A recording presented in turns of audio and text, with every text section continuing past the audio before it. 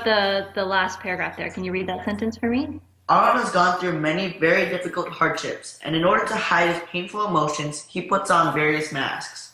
And Okay, as so Arnold, sorry, I was going to say, do you think that that sentence belongs to any of the pictures, or what is the role of that sentence?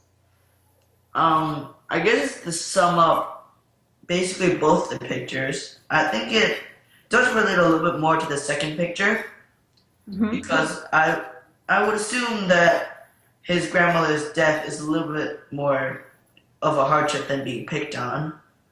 Or Hmm. it seems like a different kind of dilemma, I guess.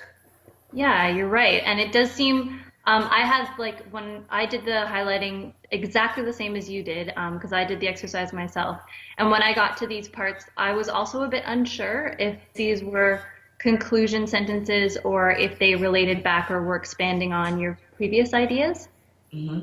And so do you want to continue reading on to the third sentence there in the last paragraph? Okay. And as Arnold talks with bravado, the reader starts to realize that Arnold is wearing his mask even as he writes. Hmm. And so again, what would you think about that sentence? I'd also say that's about summing up both of the pictures, Okay. Okay, and then you can read the last two for me. showing that Arnold, even as he puts pencil to paper, is in pain. This makes the story even more dramatic as Arnold ventures into the outside world. Yeah, I love the word ventures. You use that very well, and that's a good word. And so I guess when I was doing this, I kind of thought too that this was a conclusion, and I thought the fact that it was separated from the other paragraph meant that you probably intended it as a conclusion. Yeah. Um, but it wasn't super clear that it was a conclusion. And your teacher felt you were veering off at this point, so maybe she wasn't sure either that it was a conclusion. Okay. Um, so let's just look basically at your essay because mine looks exactly the same as yours. What do you notice about the ordering of the yellow and the other colors and the bold? Is there anything that flags you as being like, not? Yeah, so basically I talk about my first picture and then I talk about my second picture as I describe them. And then Mhm. as I write about what they mean and what's behind the pictures, it's also in that same order. That's right. And but it's not. We kind of had to read it and think about it. And you, as the writer, kind of knew what was going on there. And I had to read it a couple times and I could piece it back together. But it wasn't clear for the reader that these if the colors had been together and the bold had been at the beginning, that would have made it a lot easier to understand, right? Because we could have kind of kept one with one and two with two. Do you know what I mean? Yeah, okay. So what I'm going to show you is, so I'm going to actually share one more thing with you. And you're going to have to forgive me because I'm sharing something with you that is my writing, so it's going to be kind of messy. Okay. And I'll explain to you what it is. So let me know when you get it. I got it. I'm just telling you. Okay. Okay. Okay. So if you look at this, this is my planning sheet for your same topic. Okay. So what I did was, for me, and that's probably because I'm a lot older than you, but I like using my pen and paper when I'm first starting to plan. And Okay. the reason is that I feel like the computer, I have to make a table and it gets complicated and then I get Yeah. kind of focused on the nitty-gritty of the power of the word processing document rather than the words. Whereas on a paper, I can write, sideways, diagonally. It doesn't matter. I can just do whatever I want. And it makes it a lot easier for me to focus on my ideas rather than on anything else.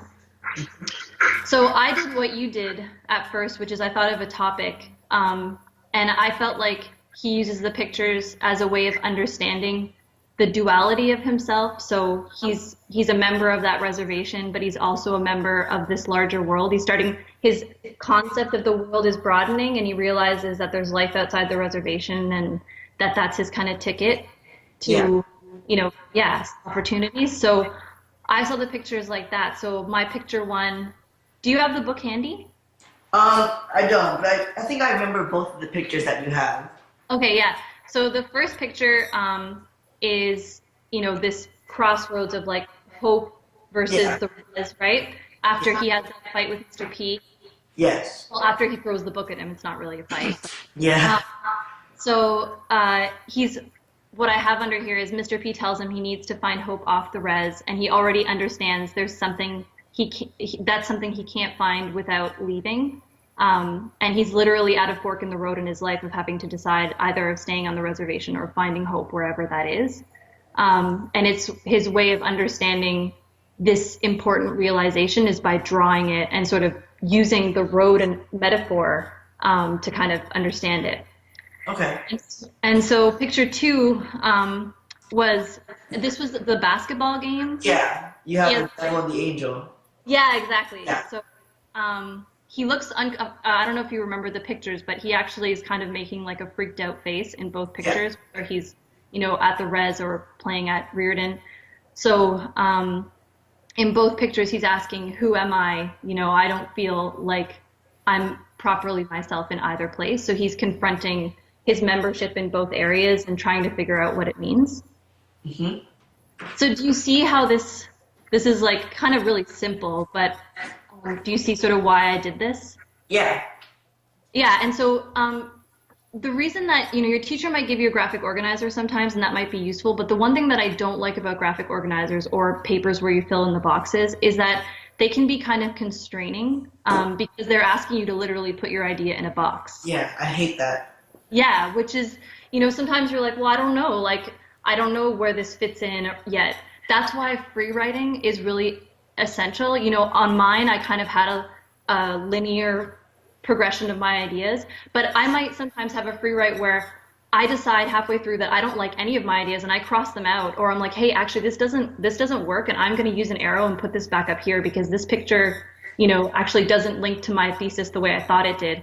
So what I have underlined at the bottom is how I'm linking that back to my thesis so I can make sure that I'm on topic. So both of those underlined sentences are my way of making sense. Does that make sense to you? Yeah. Okay. So what I thought would be helpful is if I got you to do a pre-planning little thing. So if you don't have your book with you, I can show you the pages in the book. Actually, I just got my book, so. Oh, really? Yeah. Perfect.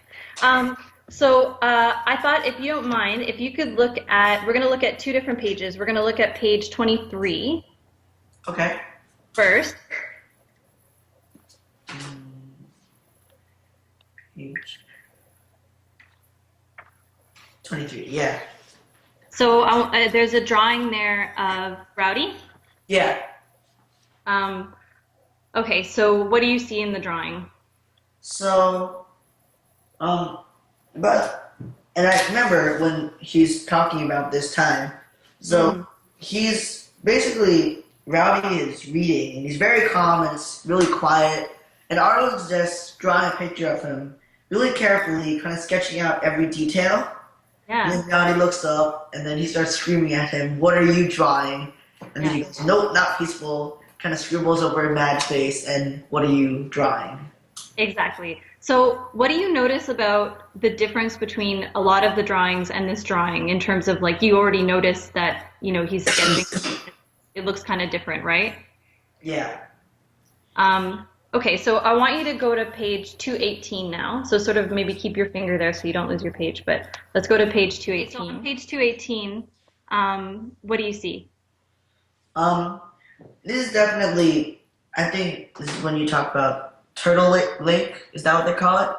Yeah, that's right. And I guess it's, because I remember this is a time when him and Rowdy are going through some tough times, and so he's remembering this good moment of their friendship, and I guess he really broods on this moment, so he takes a lot of time drawing them, so you can see it's really carefully sketched out, whereas the water is just kind of squiggles and there's nothing else, it's just them.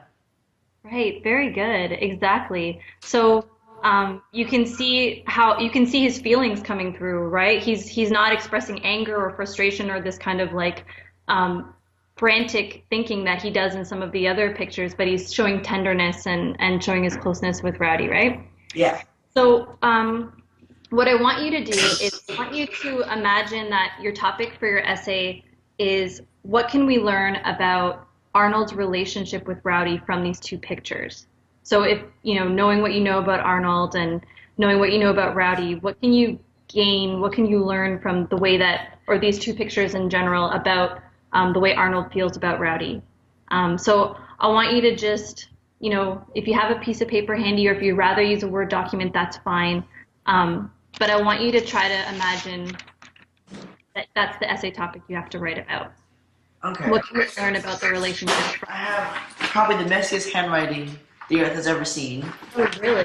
It's much worse than what you think is pretty bad. Oh, come on. That is by far not the worst handwriting I have ever seen. Okay, so tell me what you have. Okay. So for this first picture, the one with the angry face drawn over Rowdy when he's reading. Mhm. So this really thoughtful and thought out face is basically covered by this angry and kind of just blurting out face that just does whatever it thinks first. Yeah. Even though it's just because like Arnold, sorry, is just drawing this. I think it symbolizes the fact that on the outside, all you can see is just like this Rowdy that just instinctively does whatever he wants and just it's kind of all over the place, kind of angry. But on the inside, once you take off that, I guess, angry face, you get a really calm, collected kid who likes to, I guess, brood on thoughts and can be sometimes kind of sentimental and is a lot less mature than he seems. Yeah. Like the Casper the Ghost Yeah. mentions that somewhere. So there's some innocence to him. Yeah. And Yeah. that he only shows to Arnold. Right. And then in the second picture, Mhm. so I was thinking that in order to draw something this vivid, Arnold must really remember this moment, and it seems like Rowdy takes a lot of memory in Arnold's head. And picture has this, in the caption too, boys can hold hands until they turn 9. It's got this kind of tender, almost like loving feeling to it. Yeah. Almost like family. Yeah. Absolutely. Yeah. That's awesome, Hunter. Those are beautiful observations. And so, do you think that you could create a thesis topic from those two pictures, like a thesis statement? Probably. What do you think they both have in common? And what could you say that they both have in common? They show. Yeah, you can think out loud too. Actually, What do they both show? Like you pointed out that he takes up a lot of space, writing and drawing Rowdy, and that he draws him with a certain tenderness. So what do you think that says about their relationship in general? it's a really memorable, loving kind of relationship. Almost like they're brothers, and That's very good. That's very good. So you're starting to piece together what these two pictures have as a relationship, and I think the tenderness and the loving relationship and the almost brotherly relationship is definitely true. You can tell he's close with him because he can draw him in such detail, right? yeah. So how did you feel about planning? Do you feel like that if you had to write an essay at this point, you'd at least have some kind of idea? Definitely. So yeah, what I wanted to take away, what I want or was hoping you could take away from this is that planning doesn't have to take a long time, and it doesn't have to be in a box. It can just be literally making sure you have the bare bones of your essay. So making sure, if you were planning this, you'd want to make sure you had a thesis statement, and I would recommend you actually write a sentence underneath each picture saying how it links back to that thesis statement so that you don't forget to say it. And that way when you go to write, you're like, hey, boom, thesis statement is introduction. Then I talk about my first picture. Then I talk about my second picture, and then I sum it up. Done. Okay. Does that make sense? Yeah. So I hope that I really enjoyed talking with you today, Hunter. I hope that you Yeah. That was a lot of fun. good. And and it was really great talking with you about the book and hearing your great ideas. So I hope that you have a good rest of your evening there. And and we'll see each other again.